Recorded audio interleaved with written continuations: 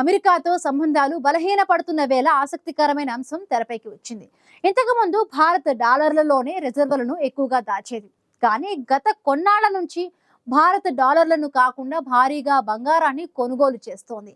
భారత్ బంగారం నిల్వలను పెంచుకున్నట్లు గణాంకాలు సైతం స్పష్టం చేస్తున్నాయి. దీంతో భారత్ పరిస్థితులకు అనుగుణంగా తన వ్యూహాలను మార్చుకుంటున్నట్లు స్పష్టమవుతోంది.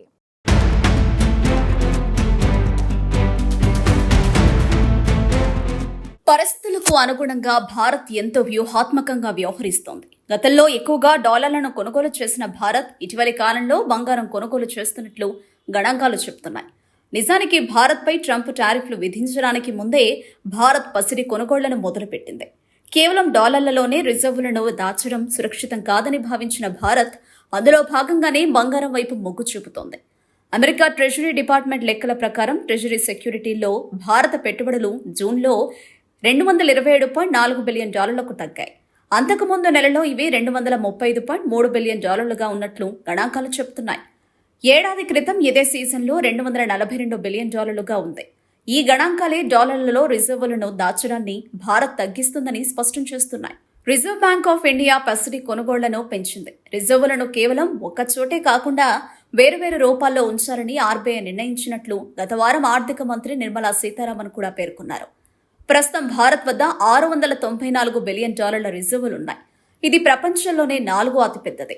అయితే గత కొంతకాలంగా భారత్ డాలర్ల రిజర్వులను కొనుగోలు చేయడం తగ్గించింది. అదే సమయంలో బంగారం కొనుగోళ్లను పెంచడం వ్యూహాత్మక నిర్ణయంగా చెప్పవచ్చు. ఎందుకంటే భారత్పై అమెరికా ప్రతీకార సుంకాలను విధిస్తోంది. దీంతో ఇరు దేశాల మధ్య సంబంధాలు బలహీనపడుతున్నాయి. అయితే ఈ తరహా పరిస్థితులను ముందుగానే అంచనా వేసిన భారత్ అంతకు ముందు నుంచే డాలర్ల కొనుగోళ్లను తగ్గిస్తూ వస్తోంది.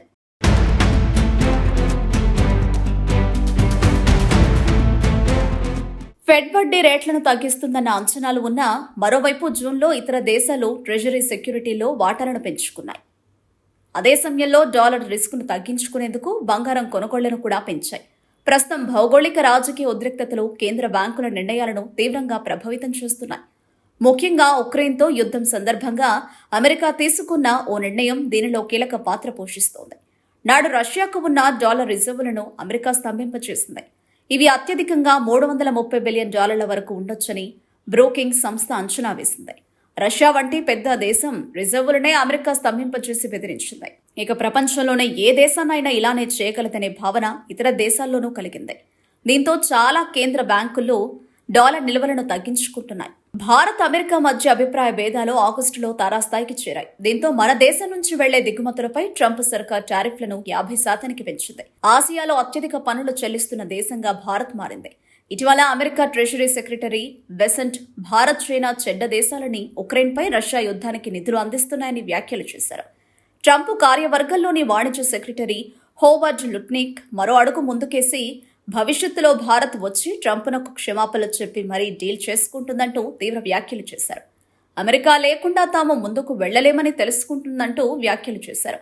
ఇక ట్రంప్ సలహాదారు పీటర్ నవారో గురించి ఎంత చెప్పినా తక్కువే అవుతుంది.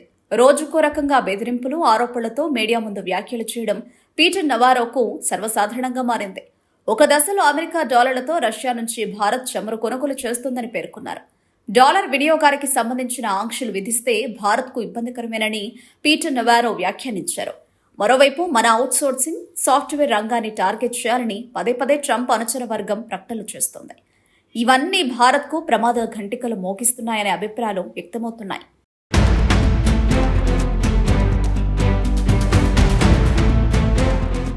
ఇక రిజర్వ్ బ్యాంక్ గణాంకాలను పరిశీలిస్తే ఇటీవలి కాలంలో బంగారం నిల్వలు గణనీయంగా పెంచినట్లు అర్థమవుతోంది. గతేడాది బంగారం నిల్వలు 841.5 టన్నులు ఉండగా ఇప్పుడు అవి 880 మెట్రిక్ టన్నులకు చేరింది. దేనికి తోడు విదేశాల్లోని బంగారం నిల్వలను స్వదేశానికి తెచ్చే ప్రక్రియను కూడా వేగవంతం చేసింది. 2020లో భారత్ వద్ద బంగారు నిల్వలు 292 టన్నులు ఉండగా ఇప్పుడు అవి 512 టన్నులకు చేరాయి.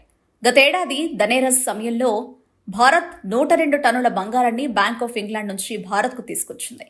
భారీ భద్రత ఏర్పాట్ల మధ్య తరలింపు జరిగింది. మరో 300 టన్నులకు పైగా బంగారం బ్యాంక్ ఆఫ్ ఇంగ్లాండ్ సంరక్షణలో ఉంది. ప్రపంచంలో 2వ అతిపెద్ద గోల్డ్ రిజర్వ్ కేంద్రం ఇదే. లండన్ బులియన్ మార్కెట్లో అవసరాల వేళ వేగంగా నగదు రూపంలో మార్చేందుకు అక్కడుంచారు. ఇటీవల ఆర్బీఐ మాజీ డిప్యూటీ గవర్నర్ మైఖేల్ పాత్రో రాసిన ఓ వ్యాసంలో కీలక ప్రశ్నలు లేవనెత్తారు. విదేశాల్లో దాచిపెట్టే దేశ బంగారు రిజర్వులను సంక్షోభ సమయం లేదా ఆంక్షలు విధించడం, స్తంభింపచేయడం, జప్తు చేయడం చేస్తే దక్కించుకోవడం కష్టమవుతుంది అని పేర్కొన్నారు. డాలర్పై ఆధారపడ్డాన్ని తగ్గించి మన ఆస్తులను వివిధ మార్గాలకు మళ్లించడాన్ని ఇది గుర్తు చేస్తుంది. మొత్తంగా భారత్ ఎంతో వ్యూహాత్మకంగా డాలర్లలో రిజర్వులు దాచకుండా బంగారు నిల్వలను పెంచుకుంటుండడంలో భవిష్యత్తులో ఎదురయ్యే ముప్పు నుంచి తప్పించుకునేందుకు వీలుండే అవకాశం ఉంది.